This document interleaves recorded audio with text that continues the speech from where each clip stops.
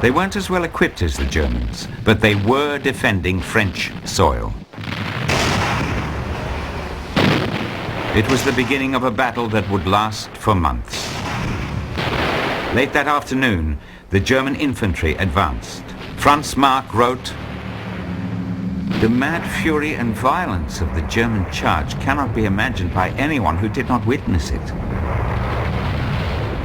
The moment came when we threw our all into the battle, and we prevailed, and will continue to do so at the most fortified sector of the French front, Verdun. No one expected it. It's unbelievable."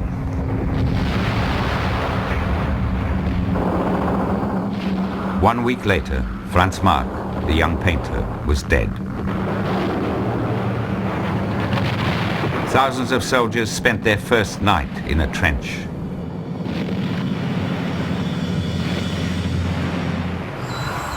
Some trenches were made of concrete, others were simply dug out of the ground. A whole generation of young men crouched in them to find shelter from the inferno. Dominique Richert, a farmer's son from Alsace who served in the Kaiser's army, wrote about his ordeal after the war. Sie waren wochenlang im Dreck, im Freien, unter dem Regen, unter dem Sauwetter, in der Patsche und konnten den Kopf nicht aus dem Graben heben, sonst war das ein sicherer Tod.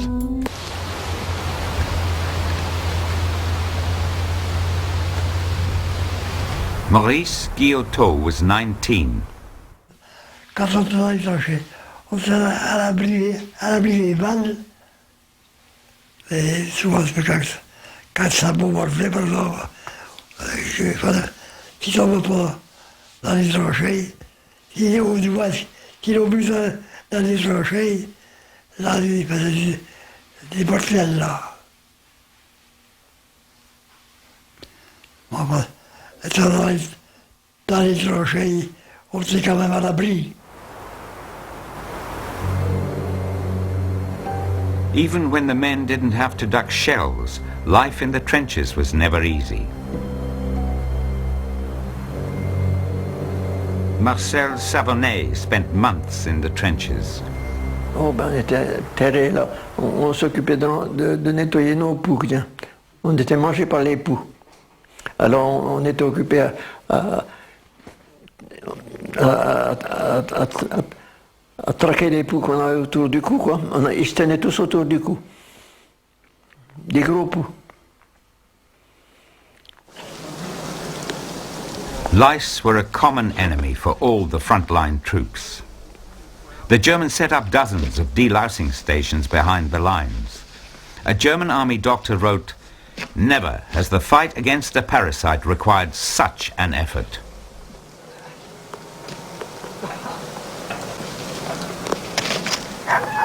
The soldiers were not plagued only by lice.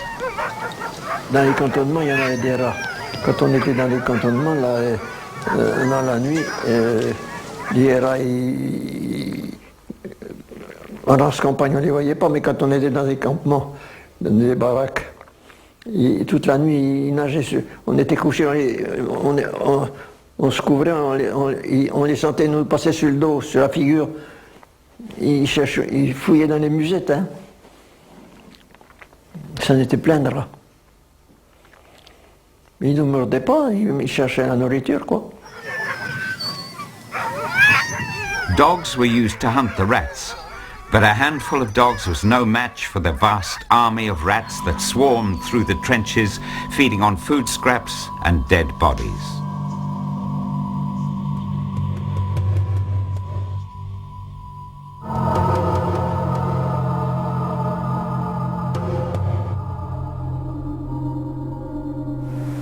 On the 25th of February 1916, the German advance came to a halt outside Fort Douaumont, the heart of the ring of forts.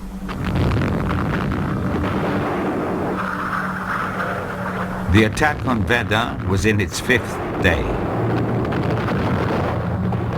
The Germans had fought their way over soil churned up by their own shells, pushing the French further and further back they reached the fort's trenches under fire from their own guns. No one in the rear knew what was happening at the front.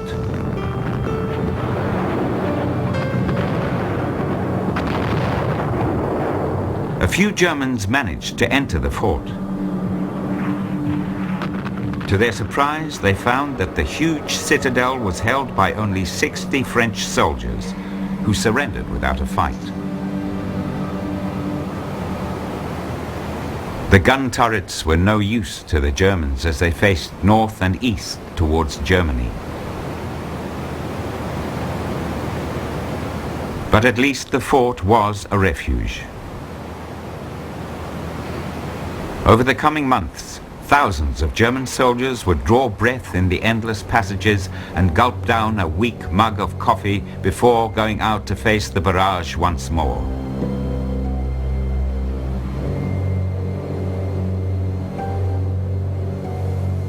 The capture of Fort Douaumont was a piece of luck, which German propaganda presented as a stroke of military genius.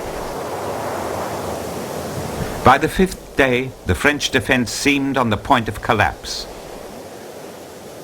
But the Germans never got any further than they did that day.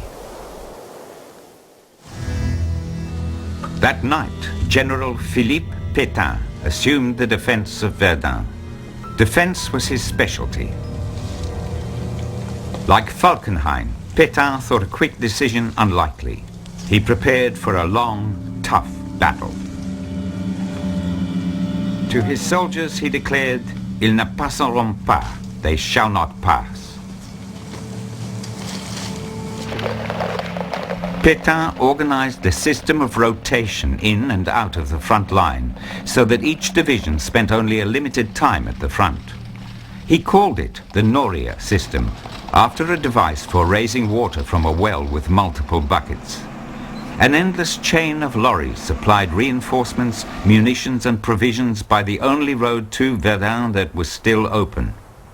After the war, it was renamed the Voie Sacrée, or Sacred Way.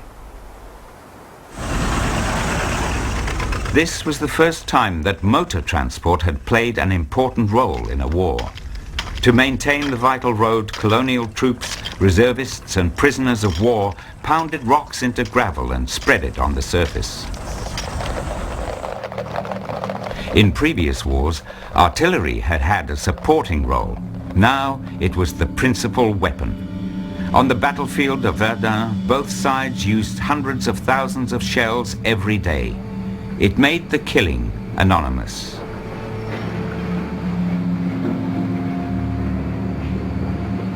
In 1914, both sides had soon run out of munitions.